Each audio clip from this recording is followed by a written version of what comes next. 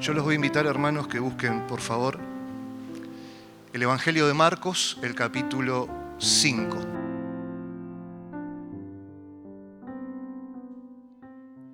Pasando otra vez Jesús en una barca a la otra orilla, se reunió alrededor de él una gran multitud y él estaba junto al mar.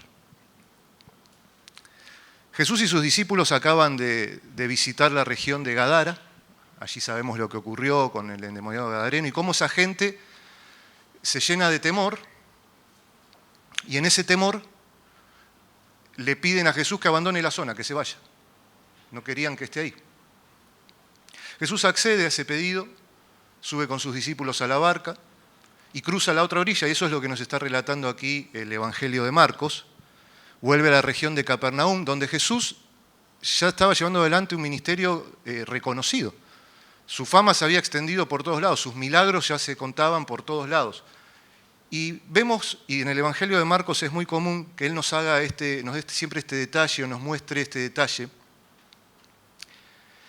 de las multitudes que rodeaban a Jesús. Yo no sé si nosotros cuando vamos leyendo y leemos multitudes nos imaginamos a Jesús caminando alrededor de, de 50, 60 personas, pero no es la idea, o no es lo que el Evangelio de Marcos nos muestra. Lo que nos muestra es una escena de una marea humana que se abalanzaba hacia donde estaba Jesús, intentaban tocarlo, intentaban comunicarle su necesidad, muchos iban a buscar su sanidad. Miren, están cerca, si lo quieren leer, vamos al capítulo 3 también de Marcos.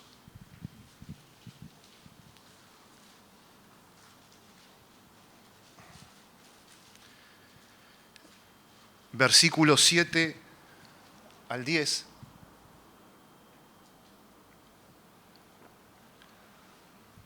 Dice: mas Jesús se retiró al mar con sus discípulos y le siguió gran multitud de Galilea y de Judea, de Jerusalén, de Idumea, del otro lado del Jordán y de los alrededores de Tiro y de Sidón. Hasta de otras naciones venían. Oyendo cuán grandes cosas hacía, grandes multitudes vinieron a él. Y dijo a sus discípulos que le tuviesen siempre lista la barca a causa del gentío, para que no lo oprimiesen, porque había sanado a muchos, de manera que por tocarle cuantos tenían plagas caían sobre él. ¿Se imaginan esa escena? No era que había gente alrededor de Jesús, no, eran multitudes desesperadas que caían sobre Jesús queriendo ser sanados, queriendo recibir algo del Señor. Y así era como el Señor se movía cuando llegaba a determinadas regiones.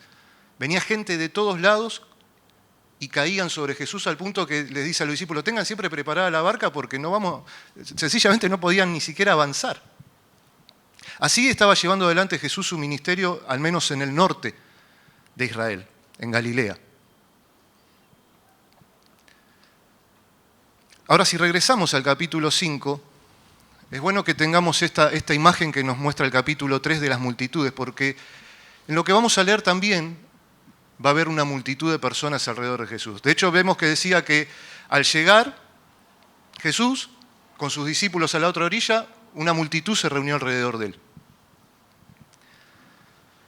El versículo 22 y 23 dice: y vino uno de los principales de la sinagoga, llamado Jairo, y luego que le vio, se postró a sus pies y le rogaba mucho diciendo: mi hija está agonizando, ven y pon las manos sobre ella para que sea salva y vivirá. Evidentemente Jairo era una persona reconocida, al menos en esa región, porque la Biblia lo llama por su nombre, dando por sentado que quienes iban a leer este evangelio en ese tiempo podían reconocerlo. Era una persona con cierto estatus social. Allí dice que era principal de la sinagoga, quiere decir que él estaba a cargo de todo lo referente al servicio en la sinagoga, allí en el norte de Israel, todo lo concerniente a la lectura de la palabra, a cómo se organizaba cada servicio en la sinagoga. Y él era uno de los principales. Como tal, no solo era una persona pública, por decir de una forma, una personalidad pública, sino que además solían ser personas de reconocida piedad, de reconocida devoción, a quienes le encargaban justamente lo referente al culto. Y este es Jairo. Un Jairo que cuando se entera que Jesús está llegando con sus discípulos a esa orilla, de alguna manera pasa por entre esta multitud y llega delante de Jesús. Y cuando llega delante del Señor y está cara a cara con Él, lo que hace Jairo posiblemente haya sorprendido a muchos, por no decir a la mayoría. Porque a veces nosotros leemos los pasajes y los pasamos demasiado rápido y no nos detenemos en los detalles. Dice que este hombre, al estar delante de Jesús, se postró en tierra. Y Mateo, que también nos cuenta sobre este episodio, usa una palabra que es la palabra que se usa para adorar. Se postró y le adoró. Eso es lo que nos están diciendo los evangelios. Jairo llega delante de Jesús y hace algo que ningún hombre, mucho menos un hombre judío, haría con un hombre: adorarlo. Jairo entiende algo, al menos sospecha algo, y no tiene en este momento ningún inconveniente en demostrarlo. Él se postra delante de Jesús en un acto de adoración y le dice y le pide al Señor que lo acompañe. No solo tenía algún entendimiento o había llegado a alguna conclusión en ese momento con respecto a la persona de Jesús, sino que también tenía fe en Jesús. Porque fíjense que él le ruega. ¿Qué le ruega? Le dice: mi hija está agonizando, ven y pon las manos sobre ella para que sea salva y vivirá. Yo sé que mi hija se está muriendo, pero sé que si vos venís y ponés tus manos sobre ella, ella va a ser salvada y ella va a continuar con vida. Y esa palabra será salva. Es una palabra griega que quizás a nosotros nos confunde, porque nosotros cuando escuchamos salvación o ser salvo, estamos entendiéndolo siempre del lugar espiritual. Somos salvos por la fe en Jesucristo, por la obra en Jesucristo, pero esa misma palabra se usa tanto para salvación, sanidad, liberación, y según el contexto la podemos entender o aplicar. Si bien en nuestra Biblia aparece siempre como salvo, en este caso lo que le estaba diciendo Jairo a Jesús era: si vos venís y ponés tus manos sobre mi hija va a ser sana y vivirá. Ella está agonizando, estaba al punto de la muerte. Él usa una palabra que habla del final de la vida. Su hija se estaba por morir.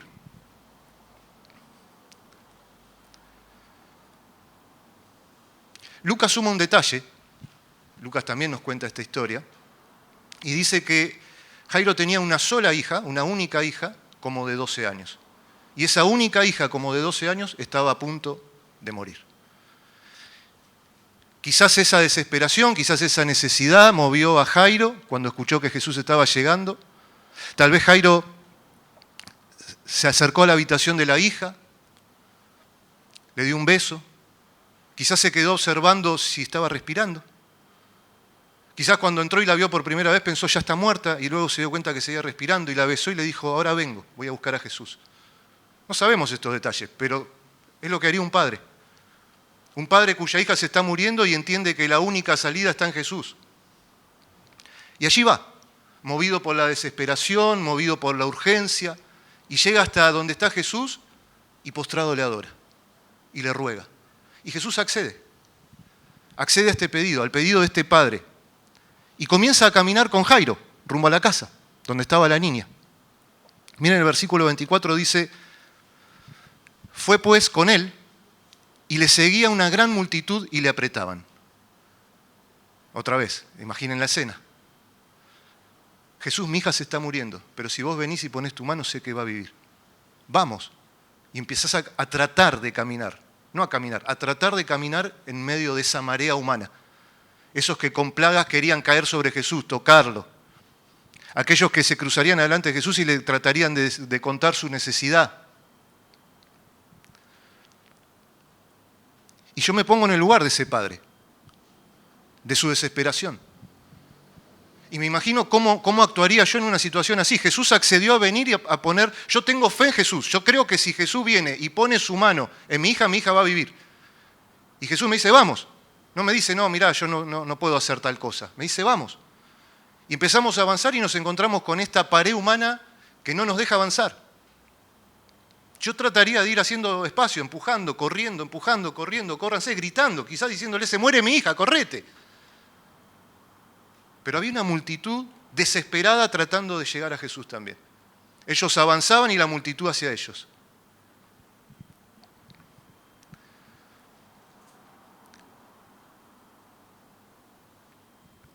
Desesperación es lo que me viene a la mente. Desesperación, urgencia. Hasta quizás pienso que me agarraría enojo con la gente que no me deja avanzar. Quizás hasta los querría mover con violencia. ¿Por qué? Porque mi hija se está muriendo y parece que nadie lo entiende. Viene un paralítico, pero está vivo, está paralítico, pero está vivo. Y no me deja avanzar.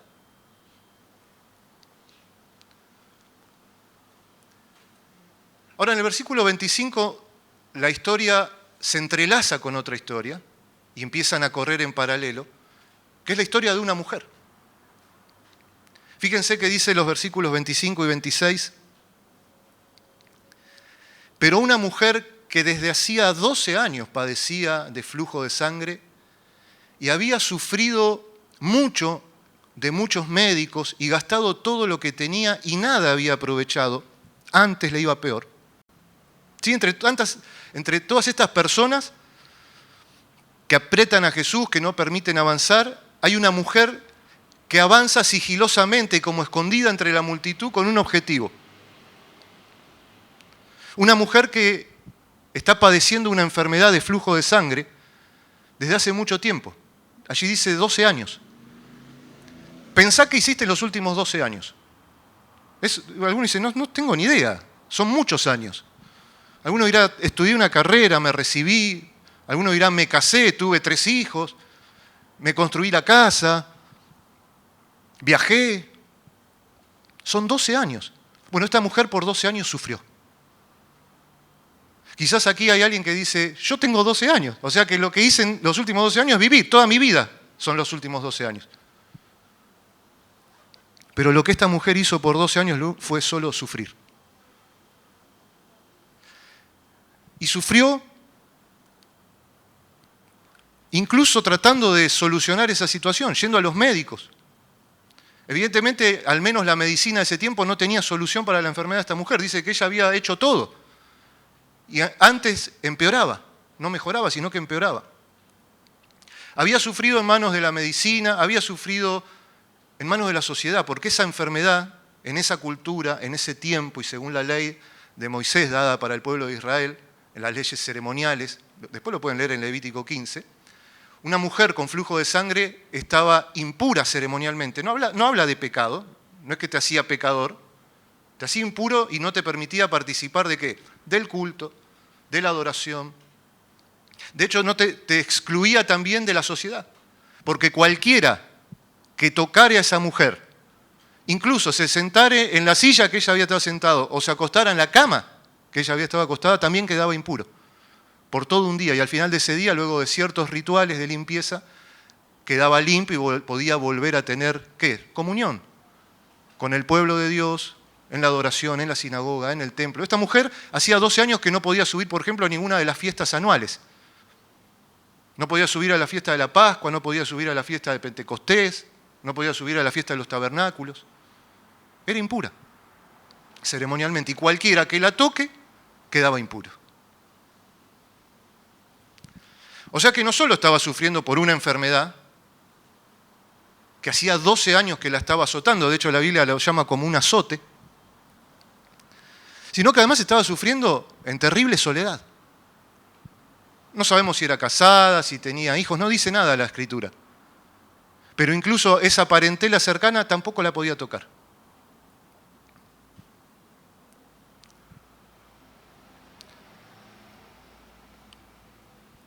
Y hay algo que esas leyes rituales del Antiguo Testamento tratan de señalar en cuanto a la impureza, y es que ningún hombre puede hacer algo en pos de que esa impureza deje de serlo o de purificar a la persona que está impura. Lo que nos muestra es que incluso el que está puro, ritualmente hablando, se acerca al impuro y lo toca, ya los dos quedan impuros. No es que le traspasa su pureza, por decir de una forma. Ritualmente hablando, sí, yo sé que cuesta a veces entenderlo, pero esto era todo lo que tenía que ver con lo ritual.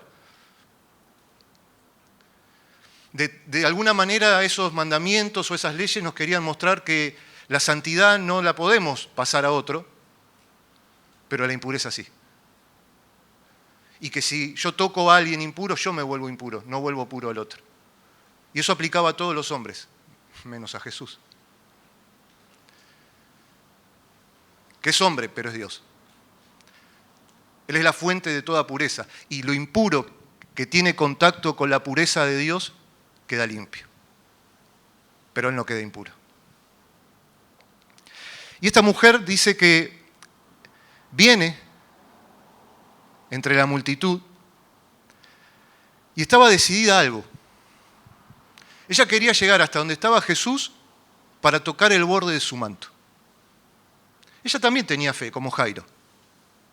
Ahora, su fe había llegado a darle esta comprensión: si yo tan solo toco el borde de su manto, seré salva. Fíjense, versículo 27 y 28. Dice: cuando oyó hablar de Jesús, la fe viene por el oír, y el oír por la palabra de Dios. Dice, vino por detrás entre la multitud, imagínate esa escena, cada tanto levantaría la vista a ver dónde estará, allá está, y seguía entre la multitud acercándose. Vino por detrás a la multitud y tocó su manto, porque decía, si tocare tan solamente su manto, seré salva. Otra vez esta palabra, salva. Seré sanada. Esta mujer avanzaba entre esa multitud repitiéndose ella esto: si tan solo yo toco su manto voy a ser salva. Eso la motivaba a dar un paso más, a esquivar más gente, a empujar más gente, a acercarse, acercarse, acercarse. Y lo logra. Porque en el versículo 27 dice, ¿no?, que vino por detrás entre la multitud y tocó su manto. Y el versículo 29 dice, y enseguida la fuente de su sangre se secó, y sintió en el cuerpo que estaba sana de aquel azote.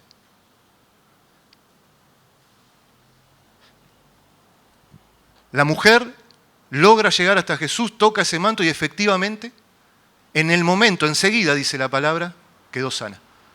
Imagínense la sensación de esa mujer que por 12 años padeció este azote y de pronto se da cuenta que ya no está.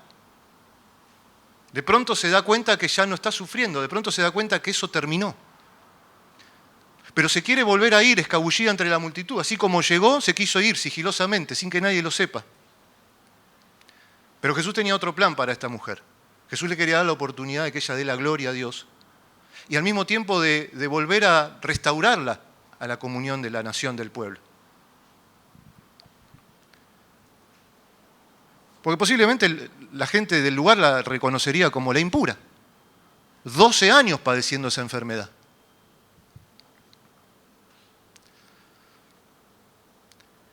Y quizás ella a esa altura de la vida ya ni recordaba lo que era estar sano. Ya no se acordaba lo que era sentirse bien. Había aprendido a convivir con una dolencia, había aprendido a convivir con una enfermedad, con una hemorragia permanente. Esa era su vida, pero de pronto, inmediatamente, la fuente de ese sangrado se secó y ella se dio cuenta que estaba sana.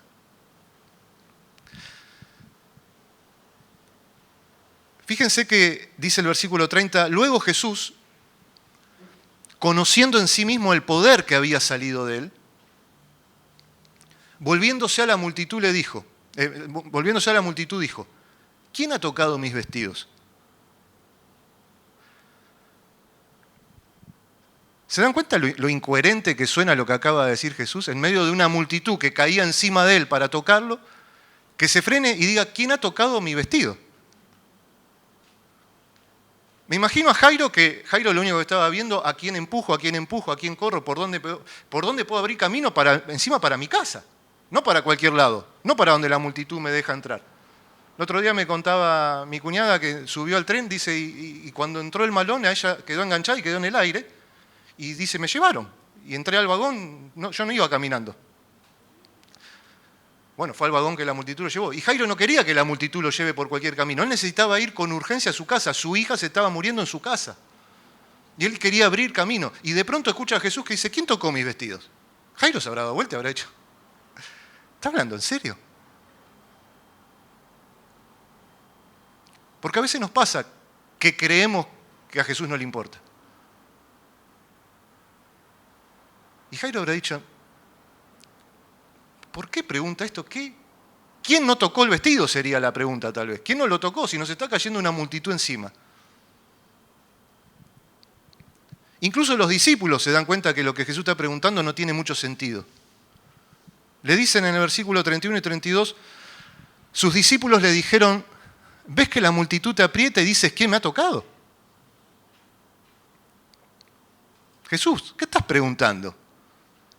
Pero en el versículo 32 dice, pero él miraba alrededor para ver quién había hecho esto. Encima Jesús se frenó y se queda mirando para ver quién había tocado su vestido. Jairo ya no entendía más nada. Jairo quizás lo miraría y diría, se muere, mi hija. Vamos, y Jesús mirando por todos lados, ¿quién tocó mi vestido? Lo más lindo es que Jesús sabía perfectamente quién había tocado su vestido. Nombre, apellido, edad, por qué motivo, de dónde venía, cómo llegó, cómo lo tocó, qué venía pensando, quiénes eran sus padres, cuándo se enfermó, cuánto sufrió, sabía todo. Él es Dios. Pero le está dando la oportunidad a ella que confiese delante de todos, que le dé la gloria a Dios de lo que acaba de pasar.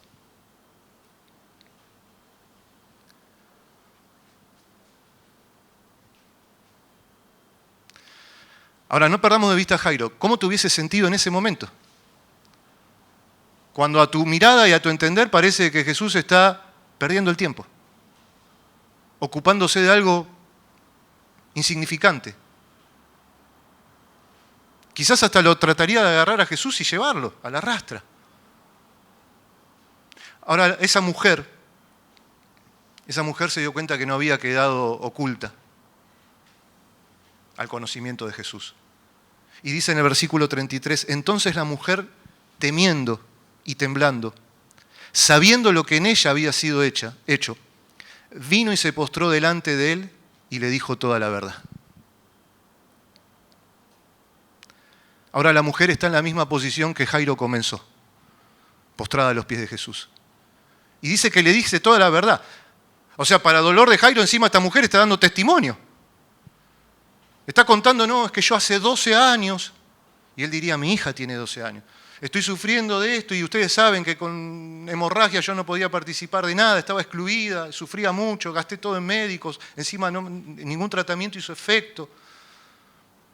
Y Jairo diría, resumí, dale. Y Jesús escuchando. Porque aquí nos enteramos de cómo nos enteramos lo que ella venía pensando, si tan solo tocar el borde, porque ella lo contó. Y habrá dicho, y yo cuando supe que escuché hablar de Jesús, dije, Él me va a salvar, Él me va a sanar. Y vine entre la multitud y lo único que yo me decía era, si tan solo yo toco ese borde del manto, si tan solo yo toco ese borde del manto. Jairo ya no escucharía más nada. Jairo estaría cada vez más desesperado. ¿Tuviste alguna vez desesperado que cuando querés hacer memoria de ese momento decís, no sé ni dónde estaba, no sé ni cómo llegué a ese lugar o en esa posición, recuerdo todo nublado, recuerdo todo difuso, ni siquiera recuerdo las palabras, no escuchaba las palabras claramente, escuchaba solo un zumbido? Bueno, me imagino que así estaría Jairo, que lo único que pensaría es mi hija. Hace un rato me fui y no estaba seguro ni si respiraba tal vez. No sé si llegamos. Y Jesús está escuchando lo que esta mujer vivió, sufrió por 12 años, ¿por qué no esperó un día más? Diría. Si estuvo 12 años así, ¿por qué no esperó una hora más? ¿Por qué no esperó a que lleguemos a casa? Porque eso también nos pasa. Nuestro problema es el más importante, siempre. Y los de los otros nos parecen menores. Y nos parece que Dios tiene que atender a nuestro problema. Y los otros, bueno, problemas insignificantes. Y no digo que lo que le estaba pasando a Jairo era insignificante, era terrible. Cualquiera aquí que es padre se puede poner en ese lugar y dice, es lo peor que podría pasarme.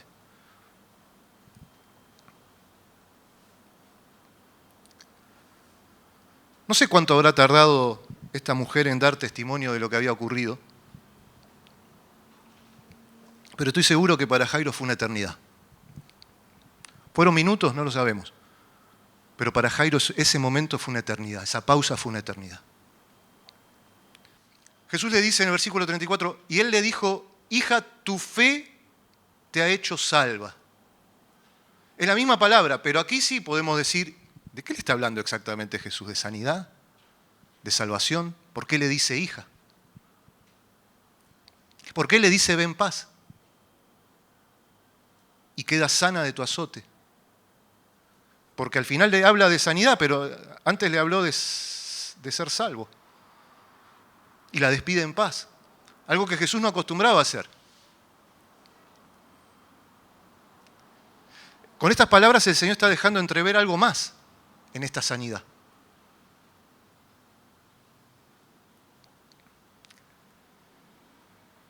Jesús declara que esa mujer había quedado sana de su azote y lo hace públicamente para que la sociedad la vuelva a recibir. La vuelve a introducir en la vida del pueblo de Dios. La vuelve a introducir en la comunión, en la adoración, en la sociedad.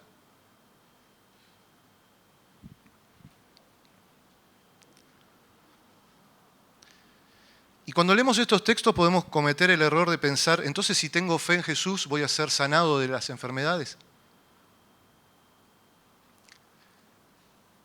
Ni. Si Dios quiere, sí. Si Dios quiere, no. Pero lo que sí está enseñando este texto es que si tenés fe en Jesús, vas a ser salvo. Solo por la fe en Jesús somos salvos. No hay otro nombre debajo del cielo dado a los hombres en el cual podamos ser salvos. La fe en Cristo no defrauda. En este caso, la mujer recibió además la sanidad.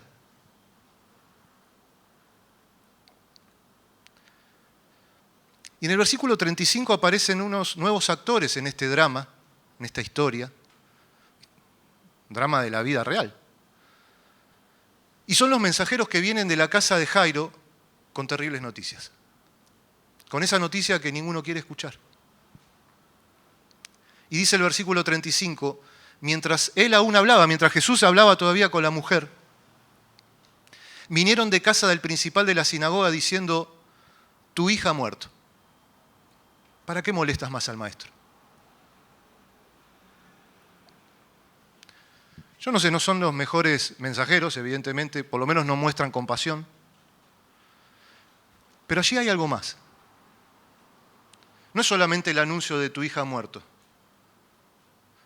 Hay un anuncio en el que le dicen, ya no molestes más al maestro. Lo que le están diciendo es algo así como, ya está, ¿te das cuenta que fue en vano creer en él? ¿Te das cuenta que no alcanzó con poner tu fe en Jesús? ¿Te das cuenta que no alcanzó con que te postres y le adores? ¿Te das cuenta que no sirvió de nada tu fe? No molestes más al maestro. Tu hija ya murió. Está en el estado irreversible.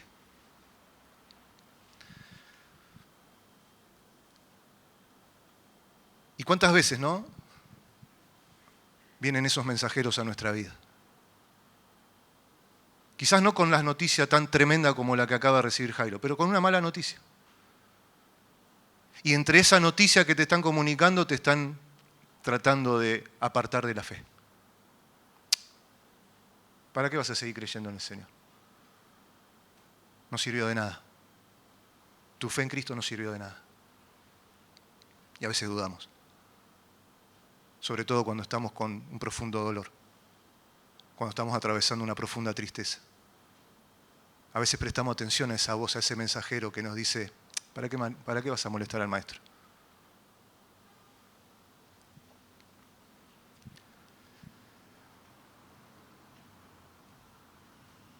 Me imagino que Jairo en ese momento, la Escritura no lo dice, pero yo hubiese caído al piso. Pero no ya postrarme delante del Señor. Hubiese caído sin fuerzas. No sé si hubiese tenido fuerzas para gritar de dolor. Por la mente me imagino que a Jairo le pasarían las imágenes del día que su hija nació, el día que la tomó de la mano, el día que la ayudó a caminar, el día que jugaba a esto y al otro. Y habrá pensado nunca más. Y Jesús lo está viendo. Jesús está viendo que ese hombre acaba de perder toda esperanza. Jesús está viendo que ese hombre acaba de ser atravesado su corazón y su alma con la peor noticia que cualquier hombre en esta tierra no quiere escuchar jamás. Hay gente que ha sufrido la pérdida de un hijo. Y las veces que he escuchado a alguien hablar que ha perdido un hijo, lo que siempre escucho es lo mismo, estoy muerto en vida. Estoy muerto en vida. Jairo acaba de morir en vida. ante los ojos de Jesús, en medio de una multitud. Ya no empuja más a nadie, ya no tiene fuerza ni para caminar, ya no está seguro si quiere ir a la casa, no está seguro si quiere ver a su hija en ese estado. Y Jesús está escuchando la noticia.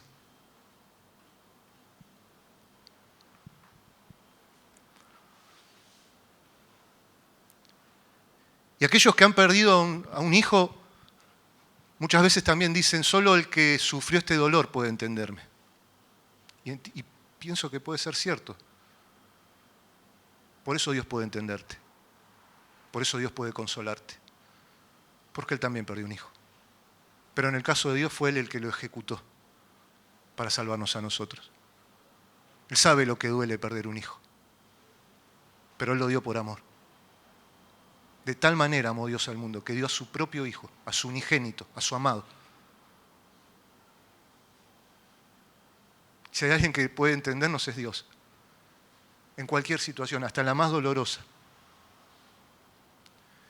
Y el versículo 36 hace un quiebre en la historia. Jairo, tu hija se murió. Ya no molestes más al maestro. Tu fe no sirvió para nada, te lo dije. Te dijimos, pero ¿para qué vas a ir a buscar a Jesús si tu hija se está muriendo? Quédate, por lo menos en el último momento de la vida, tenele la mano a tu hija mientras se muere. No, es que yo sé que si Él viene y pone su mano va a vivir. No molestes más al maestro. Y Jesús escucha esta noticia y le dice en el versículo 36, pero Jesús, luego que oyó lo que se decía, dijo al principal de la sinagoga, no temas, cree solamente. Y pienso que esa voz sí la escuchó Jairo. Lo último que había escuchado es tu hija se murió, no molestes al maestro. A partir de ahí todo era murmullo, ruido, gentío, voces, gritos. Ya no escuchaba más. Pero en medio de todo ese murmullo, de todo ese griterío, escucha la voz del Señor. Que lo mire, que le dice, Jairo, no temas. Cree solamente. Y ese cree solamente está en un tiempo verbal que lo que está diciendo es, Jairo, no temas, seguí creyendo. Es una orden en un tiempo presente. Jairo, seguí creyendo. El que cree en mí no será defraudado. Más allá del resultado, más allá de lo que acabas de escuchar. Seguí creyendo. No temas.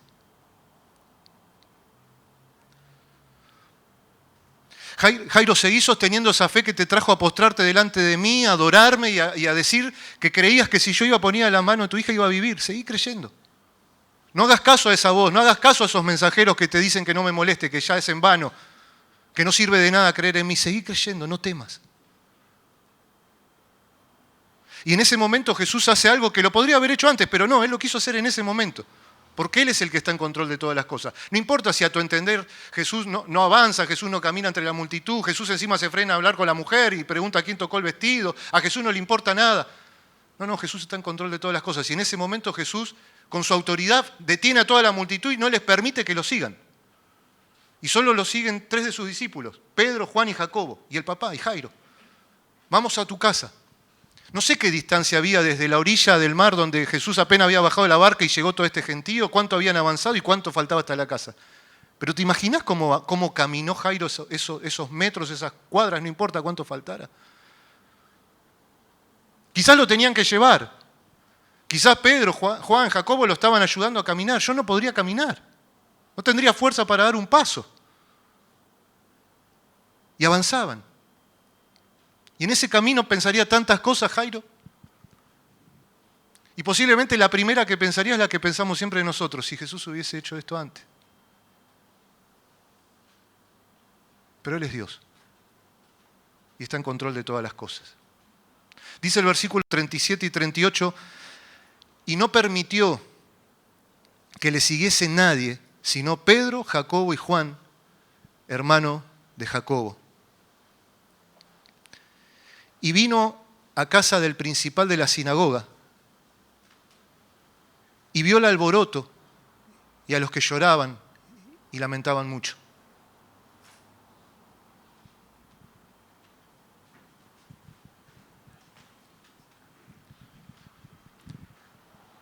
y no permitió que le siguiese nadie. Este grupo de tres, Pedro, Jacobo y Juan, esos que iban a participar de algunos momentos especiales con Jesús, como la transfiguración. Y ahora también iban a participar de un momento especial. Y dice que llegan a la casa, en el versículo 38, a la casa del principal de la sinagoga, y vio el alboroto y a los que lloraban y lamentaban mucho. Jesús encuentra una escena típica de un velorio de Oriente. ¿Se acuerdan que había gente que hasta vivía de eso? Cobraban por llorar en los velorios.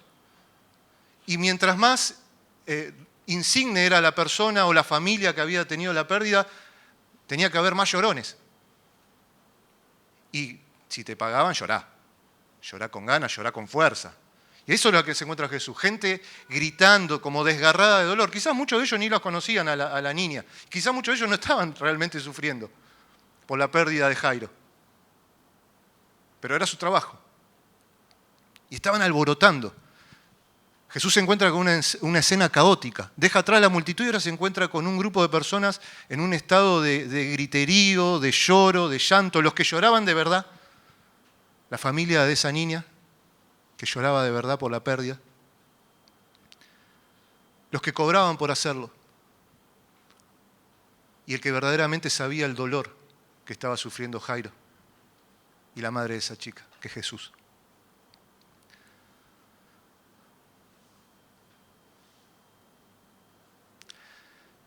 Versículo 39 y 40.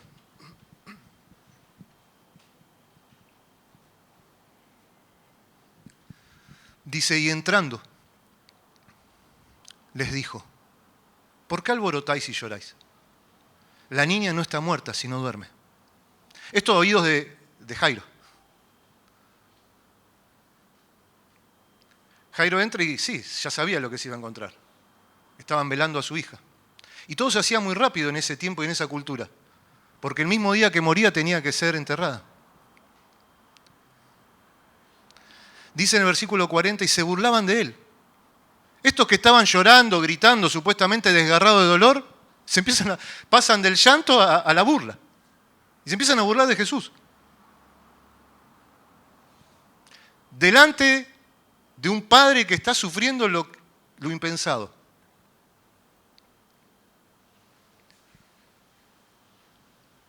Y se burlaban de él.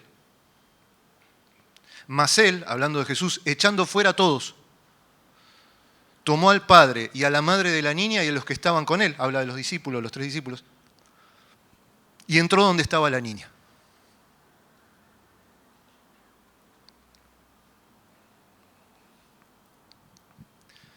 Y otra vez vamos a ver una escena que para la mente judía era, hasta podríamos pensar, contradictoria. Porque otra vez Jesús va a entrar en contacto con lo inmundo, con un cadáver. Algo que también, según la ley ceremonial, te dejaba inmundo. Si una persona tocara cadáver, quedará inmundo por tanto tiempo y al final de ese tiempo, haciendo determinados lavamientos, etcétera, quedará puro. Pero así como lo puro tocó lo impuro y esa sangre se secó, ahora la vida va a tocar la muerte y esa muerte se va a revertir.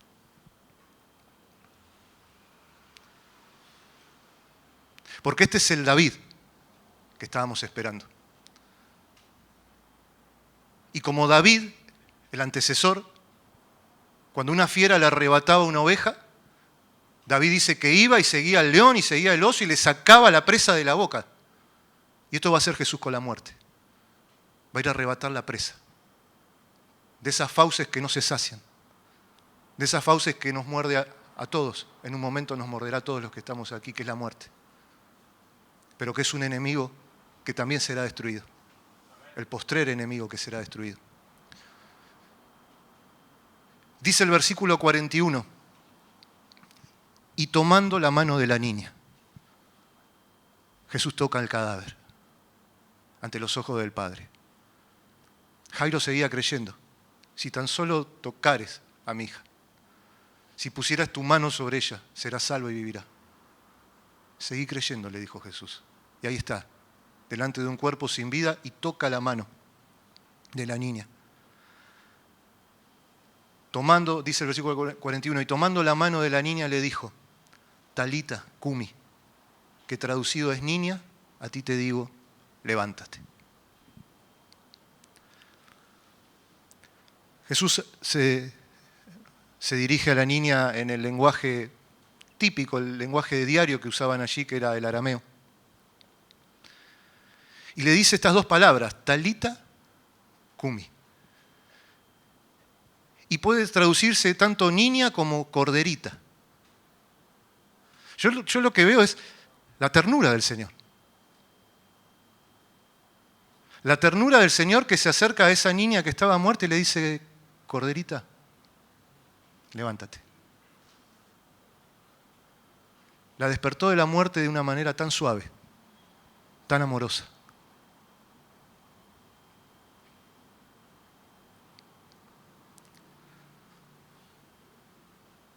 Dice el 42, y luego la niña se levantó y andaba, pues tenía 12 años, y se espantaron grandemente. Pero él les mandó mucho que nadie lo supiese, y dijo que se le diese de comer.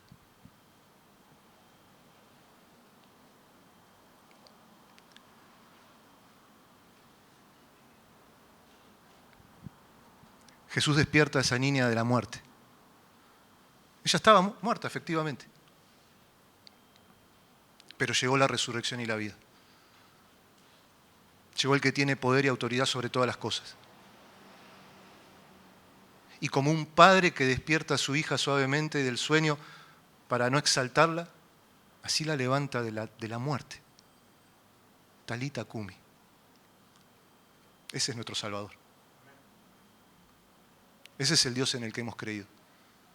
Ese es el Dios en el que hemos puesto nuestra fe. Ese es el Dios que nos dice, más allá de la circunstancia que estés atravesando, no temas, seguí creyendo.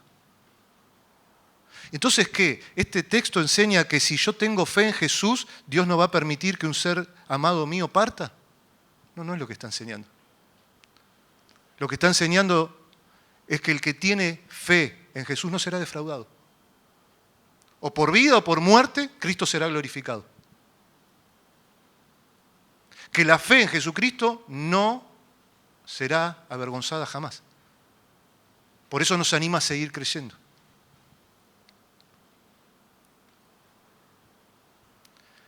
Por eso tenemos que escuchar estas palabras de Jesús en ese sentido.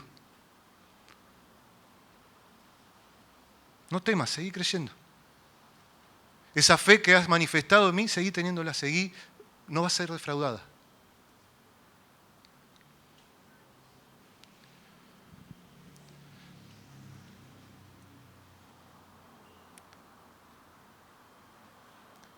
Y no podemos olvidar eso en medio del temor.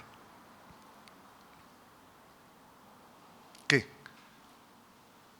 Que si seguimos creyendo, vamos a ver la gloria de Dios. Son textos que no debemos aplicarlos mal. Son textos que tenemos que tratar de entender qué es lo que Jesús realmente nos está queriendo decir. Jesús sanó a todos, Jesús resucitó a todos los que habían muerto. No. Pero todo el que puso su fe en Jesús fue salvo. Y llegará el momento, acompáñame, ya terminamos, Apocalipsis 21, uno de los textos que más me alientan, me animan.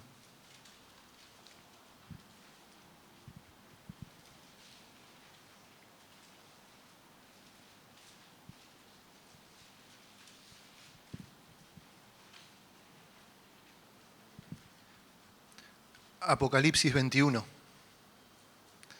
Dice la palabra del Señor, vi un cielo nuevo y una tierra nueva.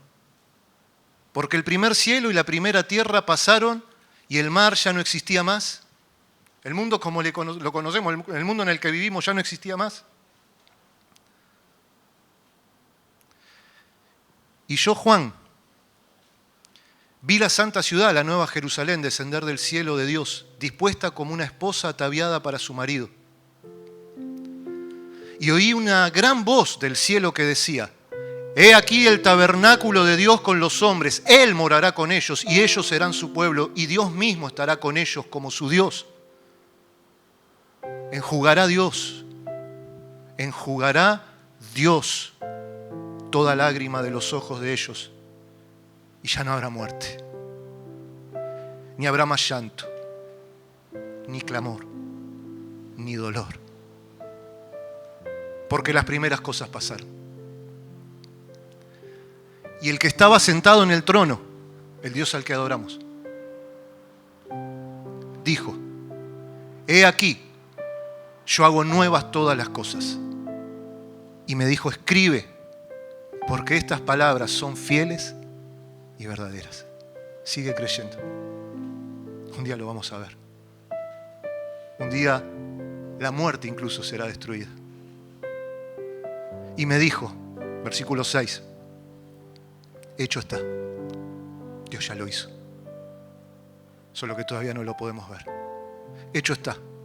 Yo soy el alfa y el omega, el principio y el fin. Al que tuviere sed, yo le daré gratuitamente de la fuente del agua de la vida. El que venciere, heredará todas las cosas, y yo seré su Dios, y él será mi hijo. Pero los cobardes e incrédulos, los abominables y homicidas, los fornicarios y hechiceros, los idólatras y todos los mentirosos tendrán su parte en el lago que arde con fuego y azufre, que es la muerte segunda. No temas, sigue creyendo. Vamos a ver la gran victoria que Dios ya obtuvo. Hecho está. Oremos. Padre, Dios eterno, Príncipe de paz, la resurrección y la vida, el gran yo soy. Te damos gracias, Señor. Te damos gracias porque hoy nos vuelves a recordar que nuestra confianza en ti, nuestra fe en ti no es en vano. Los que creen en ti, Señor, no seremos avergonzados. Más allá de los resultados que vemos en este caminar, en esta tierra, en este tiempo, más allá de las lágrimas que derramamos, el dolor que derramamos, las muertes que sufrimos, las pérdidas que sufrimos, seguimos creyendo. Porque un día, Apocalipsis 21, será una realidad por la eternidad. Y así viviremos para siempre. Un día tú vendrás, Señor, y secarás de nuestro propio rostro la última lágrima que correrá por nuestra cara. Y a partir de ese momento ya no habrá más dolor, ni muerte, ni tristeza. Porque tú venciste a la muerte y al pecado. Y los que creen en ti, los que confían en ti y siguen creyendo y perseveran en creer, disfrutarán de la victoria que obtuviste para nosotros. Gracias, Señor. Gracias por tu amor, tu misericordia y tu eterna palabra. Te adoramos y te bendecimos y oramos en tu nombre, Jesús. Amén. Gloria a Dios. Los invito, amados, si así lo anhelan, le damos un aplauso a nuestro Salvador. Gracias, Señor.